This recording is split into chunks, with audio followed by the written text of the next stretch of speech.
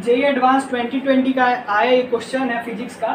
क्या गिवन है हमारे पास, इसमें एक मास m गिवन है जो कि सर्कुलर ऑर्बिट में मूव कर रहा है with potential energy Vr is equal to Fr। Potential energy को Vr से डिनोट किया है, जिसको किसके इक्वल दिया है, F इंटू आर। एफ जो है वो एक कांस्टेंट है, पॉजिटिव कांस्टेंट, और आर जो है वो डिस्टेंस फ्रॉम ऑरिजिन है।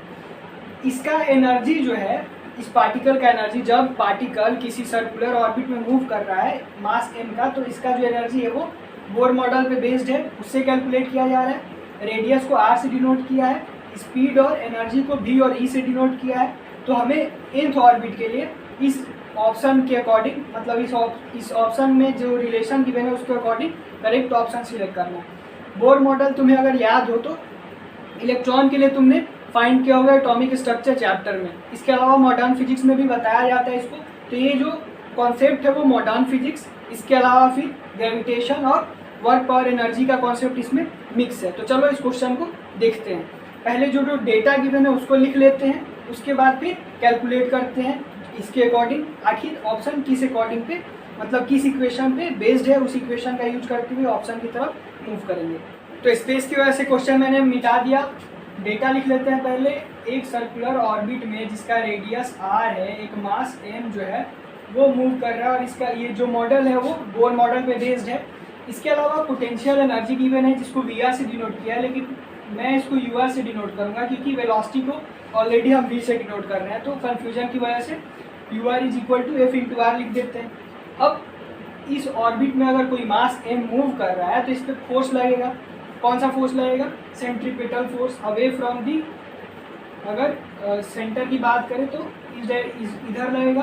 कितना का होता है इसका मैग्नीट्यूड? mv² अपॉन r, यही होता है मैग्नीट्यूड इसका। तो यहाँ से पहले u गिवन है तो यहाँ से फोर्स निकाल लेंगे। तो फोर्स देखते हैं कितना होगा। Force is equal to minus of D U upon D R होता है। ये कितना आ जाएगा? Minus of D U upon D R करोगे तो minus of D F R upon D R करोगे अगर, तो कितना आ जाएगा? माइनस ऑफ एफ आएगा, यही आएगा। यानी फोर्स जो है वो कांस्टेंट आ रहा है यहाँ से, और फोर्स कांस्टेंट आ रहा है तो फोर्स का वैल्यू कितना होगा? क्योंकि सर्कुलर ऑर्बिट में मूव कर रहा है तो फोर्स हो जाएगा mv² अपॉन आर। ये हो गया फोर्स। अब ये जो है वो बोर मॉडल पे बेस्ड है, तो यहाँ पे अगर सर्कुलर ऑर्बिट में मूव कर रहा है तो मोमेंटम होगा। और कौन सा मोमेंटम होगा? एंगुलर मोमेंटम होगा। और एंगुलर मोमेंटम बोर मॉडल से बात होगी तो यहाँ कैसे क्लिक किया कि एंगुलर मोमेंटम वाला इक्वेशन यूज करना होगा, क्योंकि देखो इस इक्वेशन में NH अपॉन पाई का टर्म आ रहा है। तो और क्वेश्चन में गिवन है कि बोर मॉडल पे बेस्ड है, तो यहाँ से एंगुलर मोमेंटम का जो इक्वेशन लिखूंगा कितना हो जाएगा? mvr is equal to NH upon 2 pi. तो mv इज इक्वल टू कितना लिख सकता हूँ? NH upon 2 pi r। v is equal to NH upon 2 pi rm, यही होगा। अब फोर्स हमें पता है, ये पता है, तो दोनों के इक्वेशन को यूज करके इस इक्वेशन में रखेंगे और फिर फाइंड कर लेंगे जो फाइंड करना है हमें। क्या फाइंड करना है? रेडियस फाइंड करना है और वेलोसिटी फाइंड करना है। तो इस इक्वेशन में रखते हैं। यहाँ पे mv² अपॉन r होगा, ये फोर्स होगा। तो अब यहाँ से फिर क्या रखेंगे? वेलोसिटी की वेलोसिटी कितना है ये रखेंगे। तो फोर्स इज इक्वल टू कितना लिख सकते हैं? देखो m इंटू वी कितना रखेंगे ये, तो कितना हो जाएगा? NH upon 2 pi R M square upon R, यही है। अब इसको अच्छे से लिखते हैं, कितना हो जाएगा? m into N square H square upon 4 pi square R square N square, यही होगा। ठीक है, तो यहाँ से फिर हमें क्या मिल जाएगा? आर मिल जाएगा। कैसे? आर स्क्वायर क्या लिख सकते हैं? N square H square upon 4 pi square N square upon F. R कितना हो गया? इसका root under N square H square लिख लेते हैं upon 4 pi square N square F to the power 1/2। यही होगा। देखो यहाँ पे मैंने एक मिस्टेक किया है। यहाँ पे देखो r into R square R cube होगा, तो ये आर क्यूब वाला टर्म बनेगा। तो ये आर क्यूब होगा तो ये 1 r टू द पावर 1/3 होगा। r निकल गया तो यहाँ पे v निकालते इस इक्वेशन में रख के, तो v is equal to NH upon 2 pi n, और r की जगह क्या रख देंगे? ये रख देंगे। तो mn square H square to the power 1/3, और ये लिख सकते हैं 4 पाई n स्क्वायर अपॉन 1/3, ऐसा लिख सकते हैं। तो अब वेलोसिटी निकालते हैं।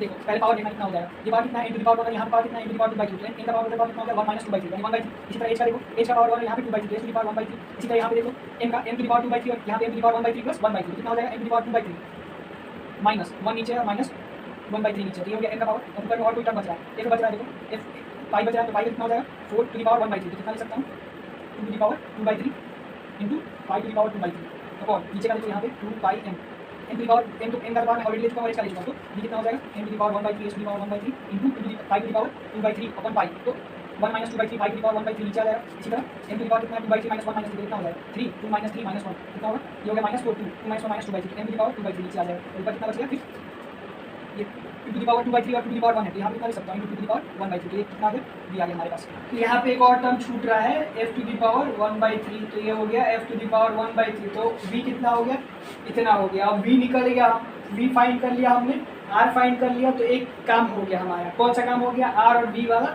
जो रिलेशन है वो देख लेते हैं।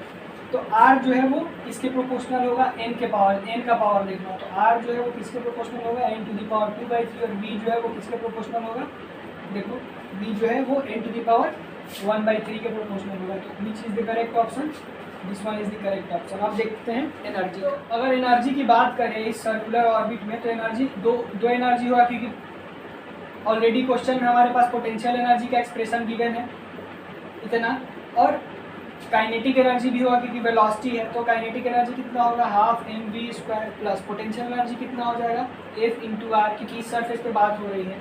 तो यहाँ से फिर v और r रख के और एनर्जी का इक्वेशन निकाल लेंगे आराम से, half into m into v² निकालना है, तो ये रख लेंगे।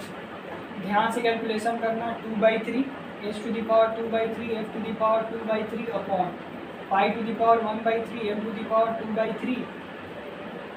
अच्छा, इसका स्क्वायर होगा तो pi to the power 2/3 m to the power 4/3 into 2 to the power 2/3, यही होगा v² plus f into are कितना है ये है, तो आर कितना लिख सकते हैं m to the power 1/3 n to the power 2/3 s to the power 2/3 upon 2 to the power 2/3 pi to the power 2/3 m to the power 2/3 और f टू द पावर 1/3। बस कैंसिल करो, ये कितना हो जाएगा, देखो कोई कुछ कैंसिल हो रहा है, n सिर्फ कैंसिल हो रहा है, तो कितना लिख सकते हैं half m to the power 2/3 s to the power 2/3 f to the power 2/3 upon pi to the power 2/3 और m टू द पावर अगर 4/3 में से 2 माइनस करेंगे, इधर m टू द पावर 4/3 में से अगर m to the power 1 minus करेंगे तो कितना हो जाएगा -1, तो m टू द पावर 1/3 हो जाएगा into 2 to the power 2/3 plus इसमें देखो f टू द पावर 1/3 और इसको लिखेंगे तो f to the power 2/3 into m to the power 1/3 और m टू द पावर 2/3, ये सब्ट्रैक्ट करेंगे तो इसको जब कौन सा पावर ज़्यादा, ये वाला ज़्यादा है तो m टू द पावर 1/3 नीचे बचेगा।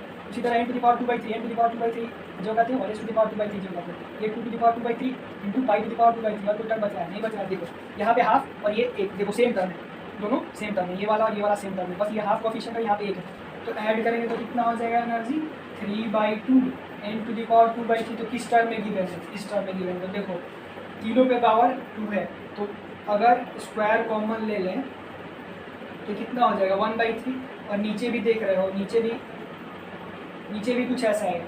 तो देखो अगर इसका स्क्वायर ले रहे हैं तो किस पे स्क्वायर ले सकते हैं, देखो इसमें से तो स्क्वायर कॉमन हो जाएगा, 1/3 अगर कॉमन ले रहे हैं तो ये कितना हो जाएगा 4 और ये स्क्वायर हो जाएगा तो 4 स्क्वायर हो जाएगा इंटू, यहीं से तुम अगर तुमको एग्जाम में डायरेक्ट टिक करना है तो तुम देखो यहाँ पे 3/2 का कोफिशिएंट आ रहा है, 3/2 और यहाँ पे 2 है, तो ऑब्वियसली ये होना है। बाकी मैं कैलकुलेशन पूरा कर दे रहा हूँ। अब 1/3 कॉमन लिया तो नीचे m बच गया, देखो कैलकुलेशन से भी ये ऑप्शन आ रहा है। तो क्वेश्चन में कुछ नहीं था, अगर बोर्स मॉडल तुमको पता है, तुम ऑप्शन में देख रहे हो कि यहाँ पे NH और पाई का टर्म आ रहा है, तो एंगुलर जो मोमेंटम वाला है इक्वेशन वो यूज होगा। उसके अलावा बस कैलकुलेशन था, कैलकुलेशन सही तरीके से करना।